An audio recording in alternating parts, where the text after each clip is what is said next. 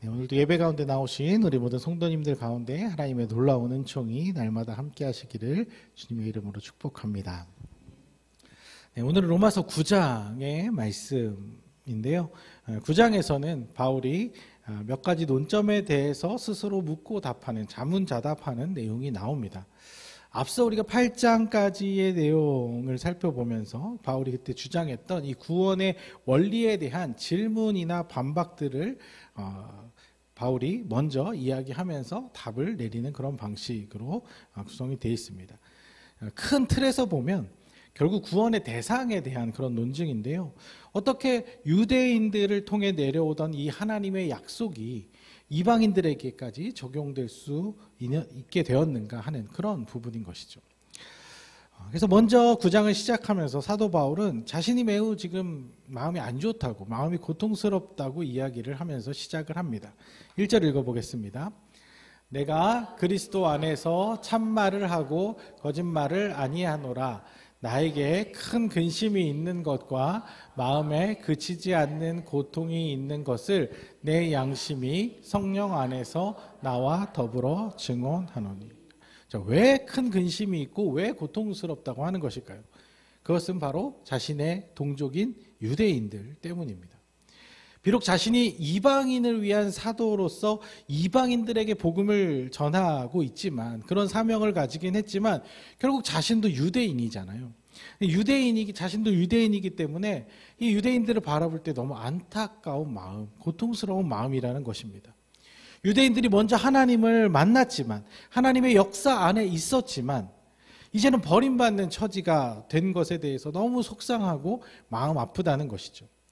하지만 그것은 사실 그저 안타까움일 뿐 굳이 그렇게 슬퍼할 일은 아닙니다. 왜냐하면 유대인이라서 구원받는다 이게 아니라고 했잖아요. 그런 것처럼 그럼 유대인이라서 이제 구원 못 받는다 이것도 아니라는 것입니다.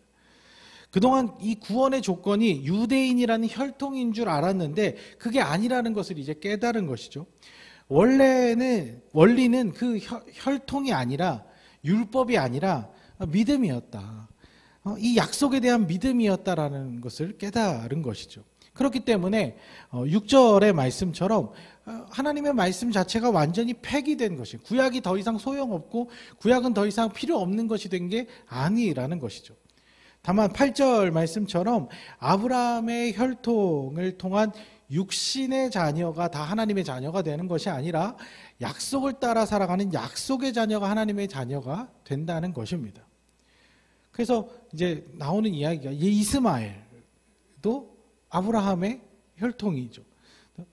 근데 이삭의 계보를 따라 믿음이 그 약속이 전수되었기 때문에, 또 에서와 야곱이 쌍둥이였지만 그 믿음이 에서를 통해서 흘러가는 것이 아니라 야곱을 통해서 흘러갔기 때문에 아브라함의 그런 어떤 유전적 DNA와 상관이 있는 것이 아니라 그 아브라함이 믿었던 그 하나님, 바라봤던 그 하나님의 약속을 따라 살아가는, 그 약속의 믿음을 따라 살아가는 것으로 이어져 왔다는 것입니다.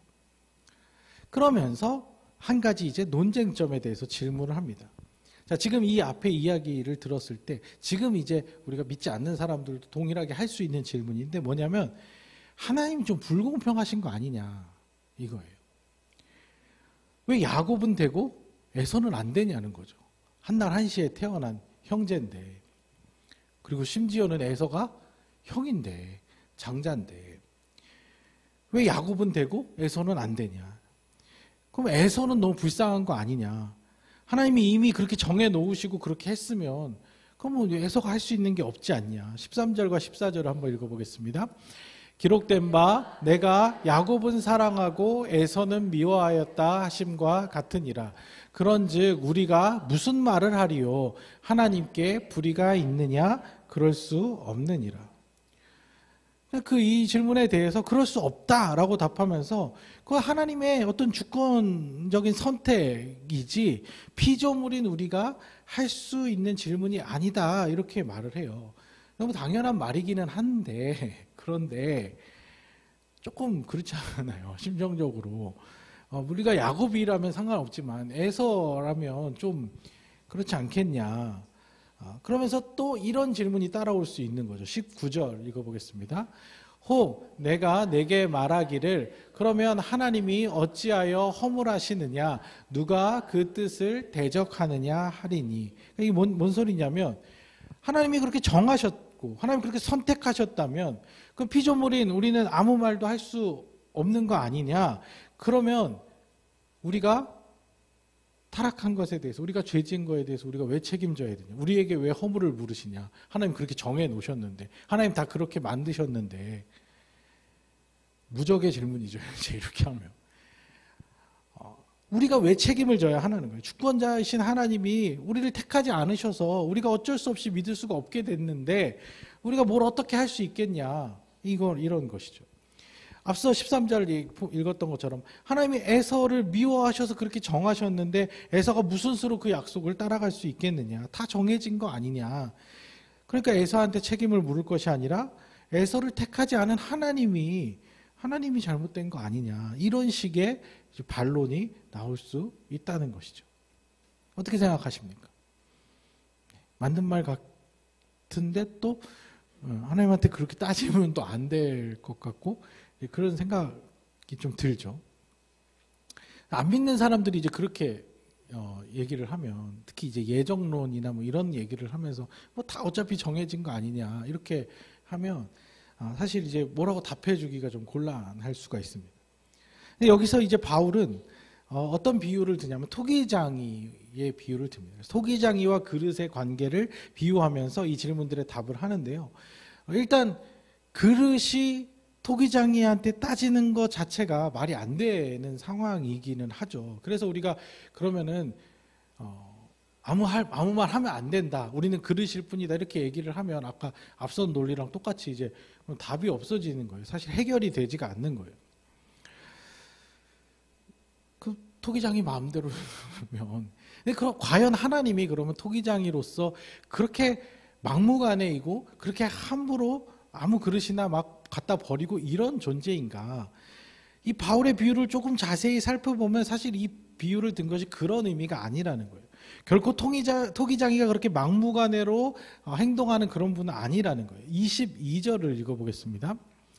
만일 하나님이 그의 진노를 보이시고 그의 능력을 알게 하고자 하사 멸하기로 준비된 진노의 그릇을 오래 참으심으로 관용하시고. 그러니까 이게 무슨 말이냐면 지금 이 상황 자체가 그릇이 온전한 그릇이고 그릇이 너무 괜찮은 좋은 그릇이어서 그릇 자체에는 아무런 문제가 없는데 하나님께서 그냥 제멋대로 이건 버리고 이건 선택하고 이렇게 하신 것처럼 우리가 생각할 수 있는데 그게 아니라 원래부터 그릇의 상태가 온전치 못한 상태. 그래서 사실은 이미 진작에 갖다 버렸어야 되는데 만든 이 토기장이가 그래도 이거 버리기 아까워서 그래도 이거에 대한 애정이 있어서 자비함으로 이것을 계속 사용했던 거예요. 사용하다가 이 그릇 자체가 이제 더 이상 자신이 원하는 대로 쓸 수가 없어서 버렸다면 그렇다면 토기장이를 탓할 수 있겠냐 이거죠. 그 질문 자체가 이제 잘못된 거예요. 우리가 아무런 문제가 없는 상태에서 하나님이 다 정상적인 상태에서 누구는 쓰고 누구는 안 쓰고가 아니라 사실은 다 버림받아야 마땅할 존재인데 은혜로 긍휼로 유대인들을 택하여서 먼저 쓰신 것뿐이라는 거죠. 그렇게 먼저 썼는데 이 그릇이 말을 안 듣고 제멋대로여서 결국에는 어쩔 수 없어서 그러면 이 그릇을 폐기하고 다른 그릇을 또 선택하시겠다는데 그것 자체를 어떻게 문제 삼을 수 있겠냐는 것이죠. 조금 이해가 가십니까? 하나님은 그릇의 상태에 따라 좋은 그릇만 아끼고 조금 질 낮은 그릇은 막 다 내팽개치고 이런 분이 아니라 자신이 만든 모든 그릇에 대해서 굉장히 소중히 다루시는 자비롭고 선한 토기장이라는 것이죠. 그렇기 때문에 유대인들의 입장에서 하나님을 불공평하다라고 이야기하는 것은 어불성설이라는 것입니다. 그리고 사실 완전히 폐기시킨 것도 아니고 기회를 이제 더 넓히시는 것 뿐이거든요. 이제 이방인을 비롯한 모든 열방, 모든 피조물에게 이제 이 믿음이라는 똑같은 원리를 적용시키겠다는 거예요. 기회를 주겠다는 거예요. 그러니까 오히려 이제야 공평하게 바로 잡힌 거죠, 사실은. 그렇죠? 원래는 왜 다 어차피 엉망이었는데 왜 유대인만, 왜 유대인들에게만, 사실 이방인들이 불만을 제기할 수 있어요. 그럼 우리도 먼저, 근데 그것도 우리가 함부로 불공평하다고 하나님을 탓할 수 없는 문제라는 것이죠. 그러니까 유대인들이 단단히 착각하고 있는 것이 하나님께서 이제 와서 지금 구원의 방법을 바꾸시겠다는 게 아니잖아요. 이미 율법이 있었던 때나 그 훨씬 이전부터 결국에 원래는 믿음이라는 동일한 원리였고 그 기회를 먼저 부여받았고 이제는 그 기회를 모두에게 확장하시겠다는 건데 그걸 가지고 유대인들이 비난하거나 탓한다는 것은 그리고 하나님께 함부로 하나님을 불공평하다고 이야기하는 것은 말이 안 된다는 것입니다. 그러면서 구약의 예언자들을 통해 이미 하셨던 말씀들을 이제 소개를 해요. 그래서 25절과 26절에서는 그 호세아의 말씀을 통해서 이제 내 백성이 아니던 사람들이 이제 내 백성이 될 거다.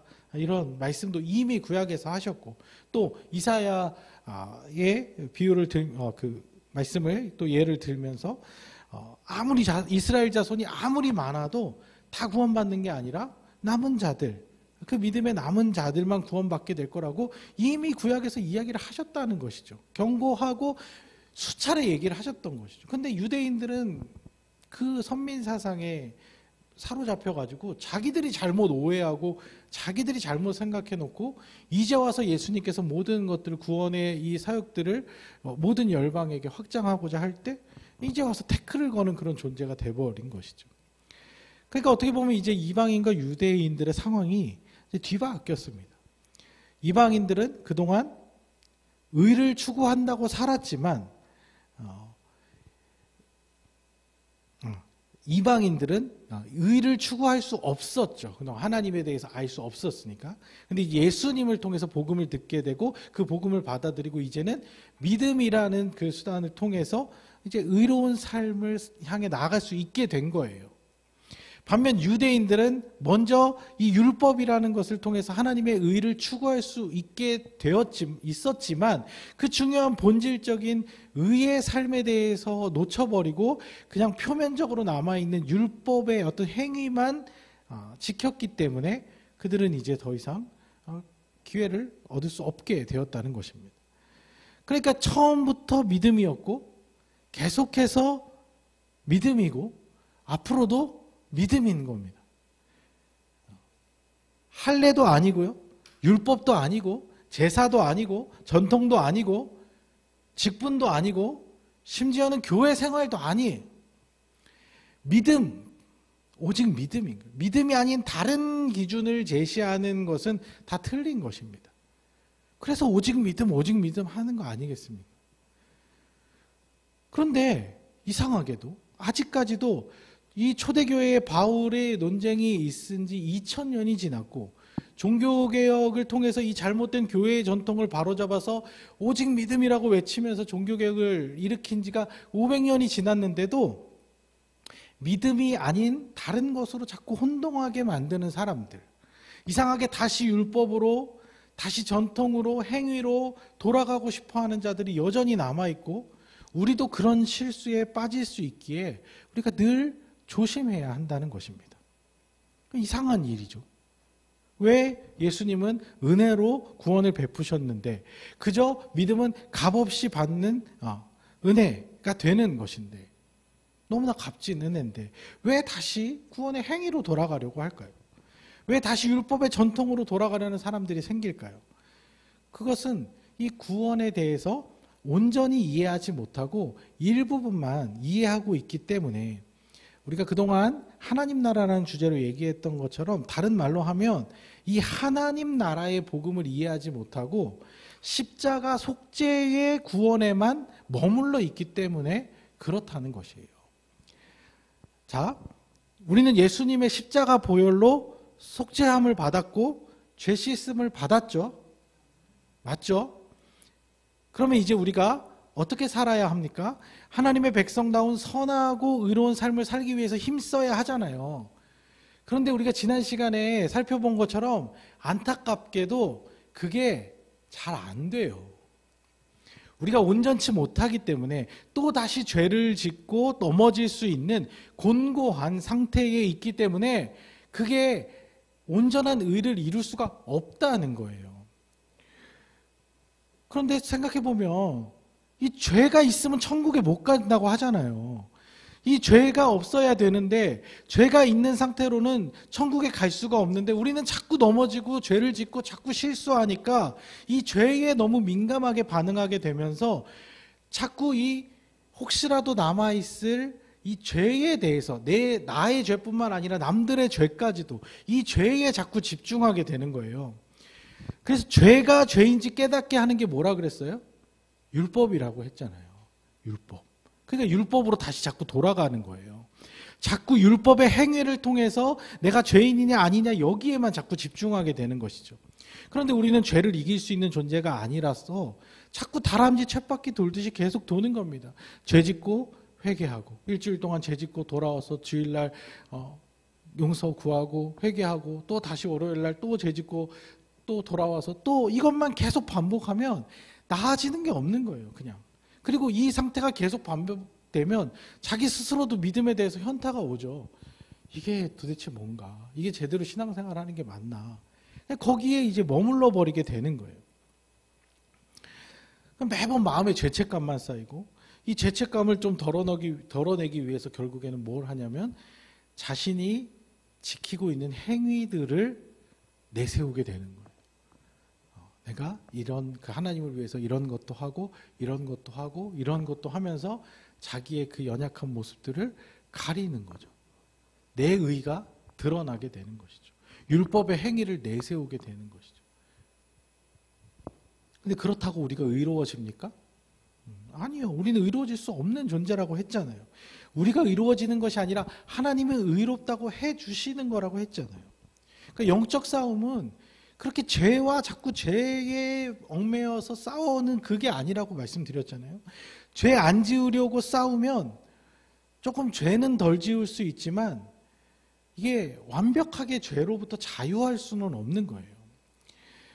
우리는 하나님의 의롭다 칭함을 받은 백성으로서 선한 의의 싸움, 하나님 나라를 우리가 먼 미래에 가는 곳으로 그렇게 생각하는 것이 아니라 오늘 우리의 삶 속에, 오늘 우리의 가정에, 오늘 우리의 삶의 터전에 하나님이 기뻐하시는 일을 내가 적극적으로 해내는 거, 하나님이 좋아하시는 일들을 최대한 많이 해보려고 도전하는 거, 그렇게 우리의 삶의 태도와 관점을 바꿔가는 변화를 통해서 선한 빛의 영향력이 이 죄와 어둠을 자연스럽게 몰아내게 만드는 거예요.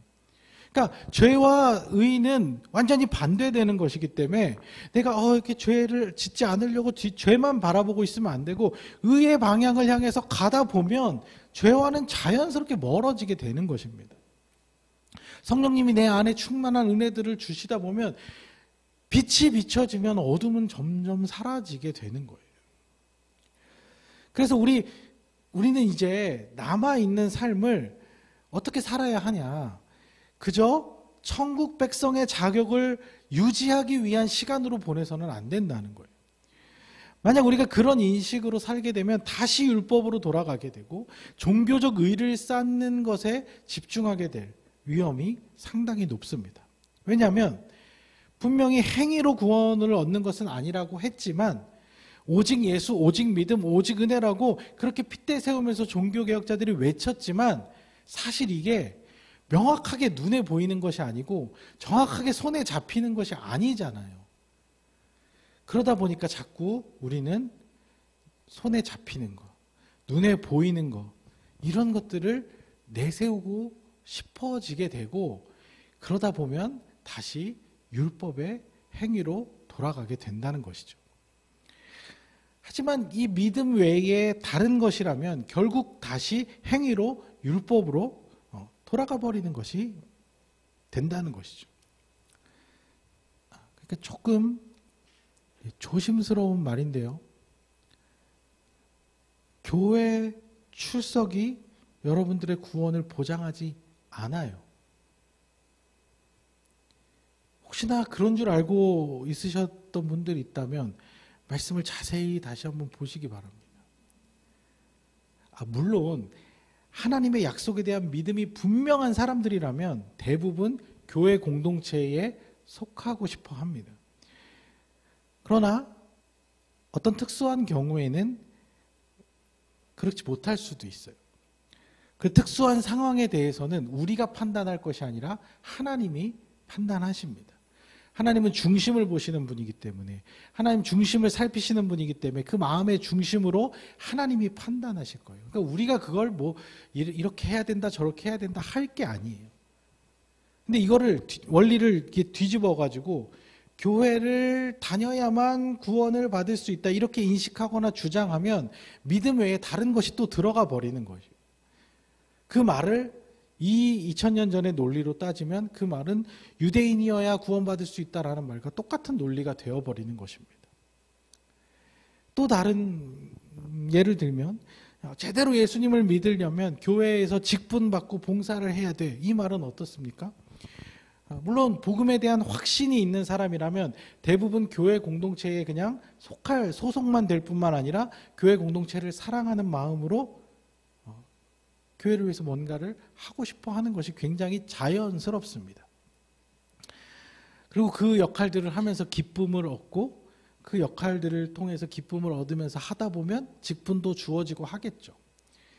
그런데 모두가 다 그래야만 하는 것도 아니고 항상 언제나 그래야만 하는 것도 아니라는 것입니다. 각자의 삶에 처한 상황에 따라 할 수도 있고 못할 수도 있습니다. 사람에 따라서 직분을 받을 형편이 될 수도 있고 안 될 수도 있습니다.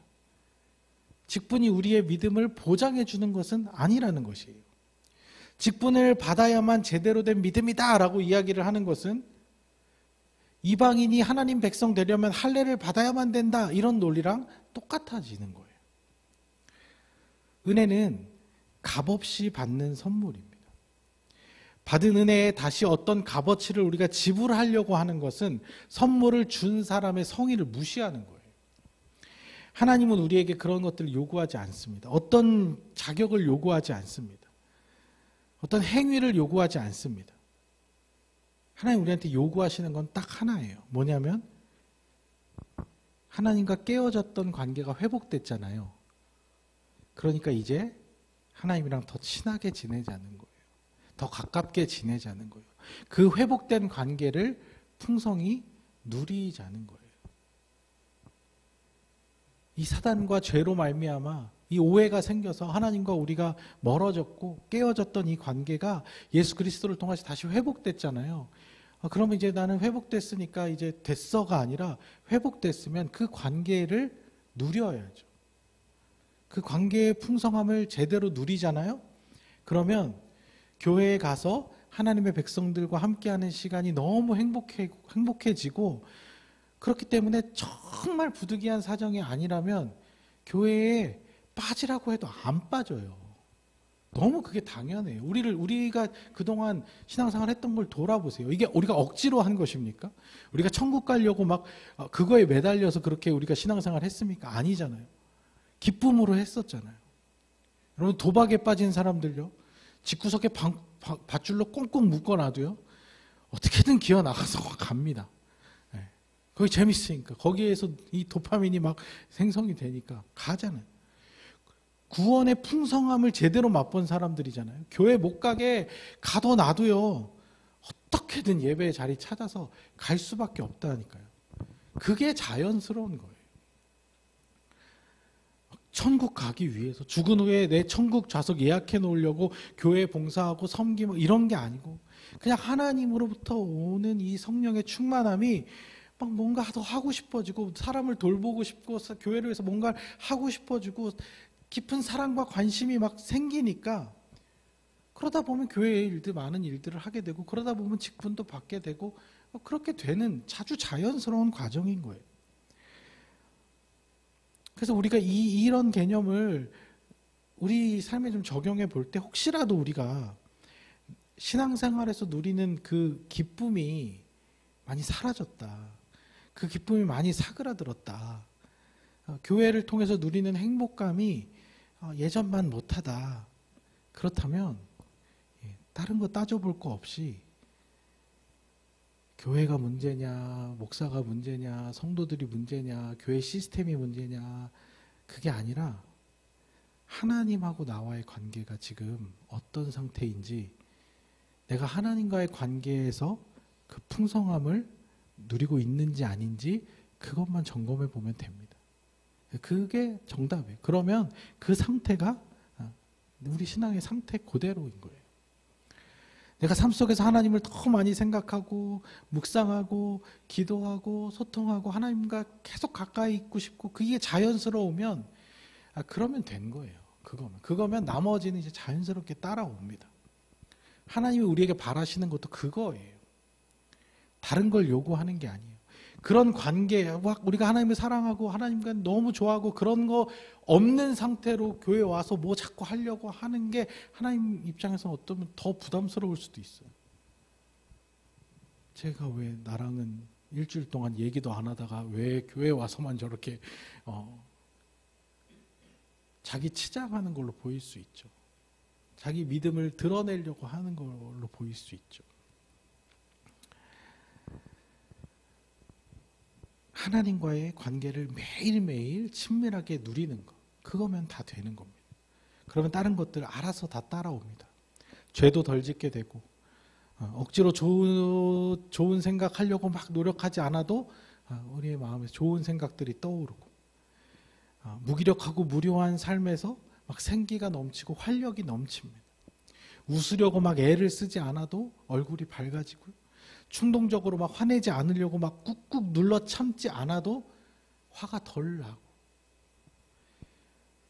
화를 낼 땐 내더라도 부드럽게 온유한 표현으로 그것을 절제하면서 해낼 수 있게 되고 사람들 보면 막 짜증나고 화가 나는 게 아니라 어떻게 도와줄까 어떻게 잘해줄까 이런 생각이 먼저 들고 막 해야 할 일들이 막 밀려오면은 막 귀찮고 막 하기 싫고 이런 마음이 드는 게 아니라 할 수 있는 방법들이 막 떠오르고 도전하고 싶은 용기가 생기고 이게 하나님과 가까워지면 자연스럽게 나타나는 현상이에요. 왜요? 하나님이 그런 분이시니까. 하나님이 모든 선한 에너지의 원천이시기 때문에 하나님과 깊은 관계를 맺으면 맺을수록 자연스럽게 그분의 에너지가 우리 안에서 풍성하게 흘러 넘치게 되는 것입니다. 신앙생활은 그렇게 하는 거예요. 그렇게 하는 거예요. 여기서만 하는 게 아니고 어디 보니까 주일 성수 말고 6일 성수를 하라고 하더라고요. 6일. 7일 다 해야죠. 다. 그냥 뭐 하지 말아야지, 뭐 하지 말아야지, 뭐 해야지, 뭐 해야지. 이건 다 그냥 사람들이 하는 말들일 뿐이고요. 하나님 우리에게 그런 거 요구하신 적 없습니다. 필요로 하신 분도 아니에요. 하나님 나 없으면 내가 교회에서 뭔 일 안 하면 뭐 교회가 엄청 어떻게 되고 하나님의 일이 막 어그러지고 전혀 그렇지 않습니다. 하나님은 하나님의 일을 하나님의 사람들을 통해서 지금도 하고 계십니다. 그런 의미에서 이 약속의 자녀란 뭐냐? 하나님이 우리에게 선하고 귀한 존재라는 것을 믿고 우리에게 복 주시겠다고 약속하신 그 약속을 믿고 하나님과 늘 함께 하는 사람입니다. 하나님과 늘 동행하는 사람입니다. 하나님, 예수님, 성령님 이용해서 자기 하고 싶은 일들 이뤄가는 사람이 아니라 자기 공로와 행위를 내세워서 종교적인 높은 지위를 얻어내려는 사람이 아니라 그저 하나님 믿고 신뢰하고 그 영향력 아래 있기를 좋아하는 사람, 즐거워하는 사람이라는 것이죠. 그래서 우리는 약속의 자녀입니다. 하나님 나라 가는 그날까지 우리가 해야 할 일은 하나님이랑 더 친해지기, 하나님께 더 가까이 가기입니다. 하나님을 더 궁금해하면서 더 알아가기 위해서 말씀 보고 그 말씀 안에서 발견한 하나님의 뜻 머리로만 알지 말고 실제로 삶에서 실행해보고 실천해보고 그런 것들을 우리가 계속 해나가는 게 그게 신앙생활인 거예요. 그러다 보면 또 혹시 우리가 연약해서 실수해서 넘어질 때도 있습니다. 넘어지면 또 자기 자신의 행위를 바라보면서 죄책감에 빠질 필요 없이 훌훌 털고 일어나서 다시 하나님께 달려나가면 됩니다. 그러다 보면 우리 안에 천국이 임하게 될 것이고 우리를 통해 그 천국 같은 삶이 다른 사람들에게까지 흘러가게 될 것입니다. 그렇게 건강한 성도들이 모인 교회 공동체라고 하면 그것이 자연스럽게 천국이 되는 것입니다.